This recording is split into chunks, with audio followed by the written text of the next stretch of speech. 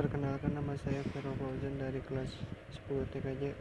Di sini saya akan menjelaskan tentang Kerajaan Goa Talo.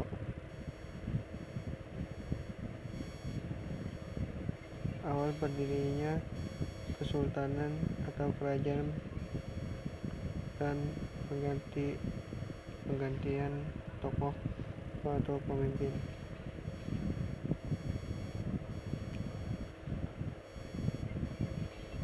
Lokasi Kerajaan Goa Talo berada di daerah Kabupaten Goa, Sulawesi Selatan. Kerajaan ini merupakan gabungan antara kerajaan yang berasal dari keturunan Goa yang didirikan oleh Tumanurung Baena pada abad ke-14. Pada abad ke-15, kerajaan ini dibagi menjadi dua, yaitu Kerajaan Goa dan Kerajaan Talo.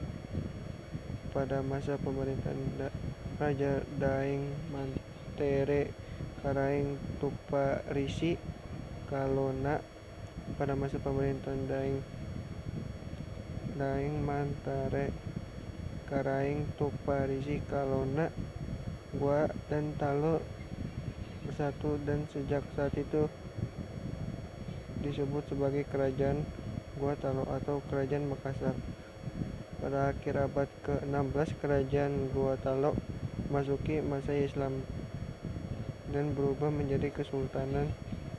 Kesultanan Goa Talo mencapai puncak kejayaan pada masa pemerintah Sultan Hasanuddin atau yang dijuluki Ayam Jantan dari Timur. Ini adalah peta atau lokasi Kerajaan Goa Talo.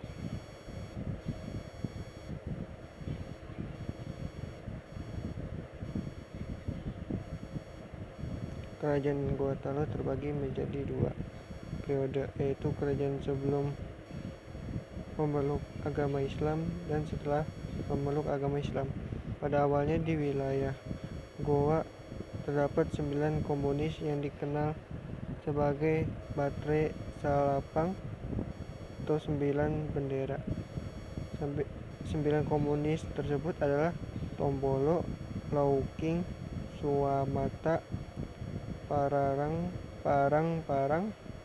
Data, Ageng, Cene, Pisai, Kalili, dan Sero.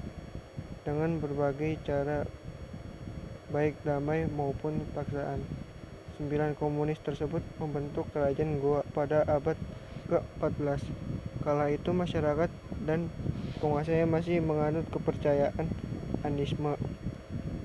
Tumanurung Baena kemudian diangkat menjadi raja dan mewarisi kerajaan Goa pada putranya Thomas Salangga.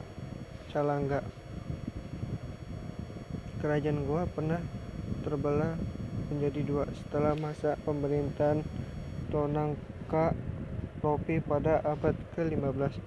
Hal ini disebabkan oleh perang saudara antara dua putra Tonangka Lopi, Batara Goa dan Karaeng Loeri Sero, yang saling berebut harta dan tahta.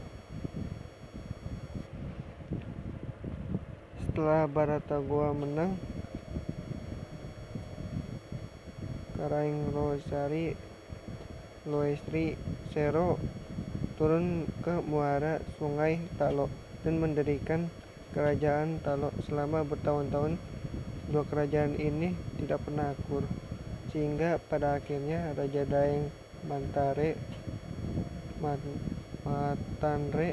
Karaeng Tuparisi Kalona dari Goa membuat perjanjian dengan Talo dalam kesepakatan dua raja tapi satu rakyat pada tahun 1565. Perjanjian tersebut menyatakan bahwa kedua kerajaan tidak boleh saling melawan. Setelah bersatu kembali, kerajaan ini disebut Kerajaan Goa Talo atau Kerajaan Makassar dengan sistem pembagian kuasa. Raja dipilih dari garis keturunan Goa, sedangkan Perdana Menterinya dari keturunan Talo. Berikut ini adalah gambar Sultan Hasanuddin yang dijuluki ayam jantan dari timur.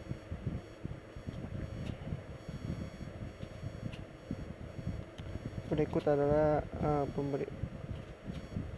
raja-raja Gua Talo dari tahun 1500 sampai sekarang.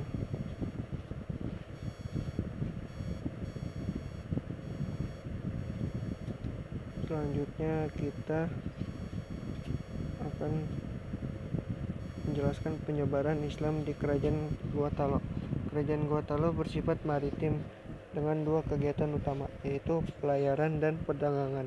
Seiring berkembangnya Gua Talo menjadi pusat perdagangan di kawasan timur Nusantara, para saudagar Muslim mulai berniaga ke wilayah ini. Pada akhirnya abad ke-16, Kerajaan Gua Talo memasuki masa Islam dan berubah menjadi Kesultanan Agama Islam, mulai masuk ke Sulawesi Selatan karena dakwah dari Datuk Ri Bandang dan Datuk Sulaiman dari Minangkabau. Penguasa Gua Talo pertama kali memeluk Islam adalah Manggarai Daeng Manrabia pada tahun 1593 sampai 1639 Masehi dengan gelar Sultan Alauddin I. 2 tahun kemudian seluruh rakyat selesai diislamkan. Setelah menjadi Kesultanan Gua Talo yang bercorak Islam, rakyat sangat terikat pada norma adat yang didasarkan pada ajaran Islam.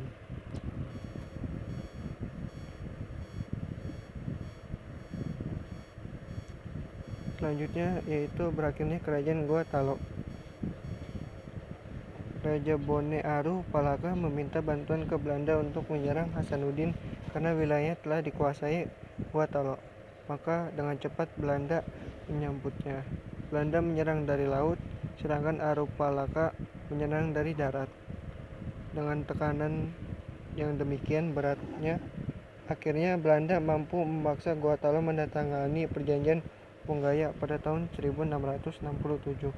Isi perjanjian Ponggaya tersebut antara lain VOC memperoleh hak monopoli perdagangan di Makassar. 2. Belanda dapat mendirikan benteng di Makassar. 3. Makassar harus melepas daerah-daerah jajahan seperti Pune dan pulau-pulau di luar Makassar. Aru Palaka diakui sebagai Raja Bone. Gua Talo menyerang kepada Belanda pada tahun 1669. Akibat penyerahan Gua Talo kepada Belanda adalah sebagai berikut.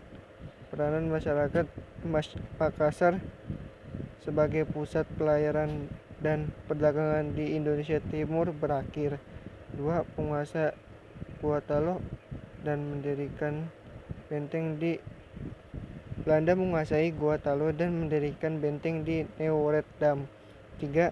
Perjuangan banyak yang pergi dari luar daerah melanjutkan perjuangan melawan penjajahan Belanda. Para pejuang tersebut antara lain Kraeng Gelensung dan Muteramo yang pergi ke Jawa melanjutkan perjuangannya di Jawa.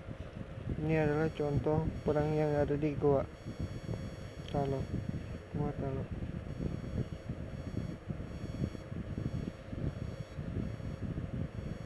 Selanjutnya beberapa akibat di atas mengakhiri Kerajaan Gua Talo atau yaitu Makassar, dan berakhir pula pelayaran sebagai pelabuhan transito yang besar.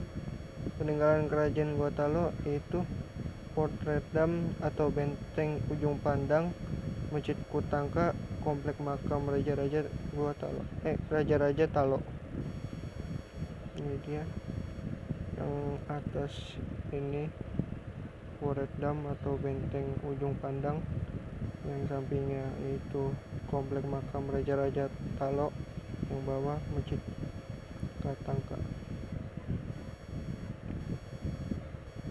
Sekian dari saya, bila ada kekurangan mohon maaf. Wassalamualaikum warahmatullahi wabarakatuh.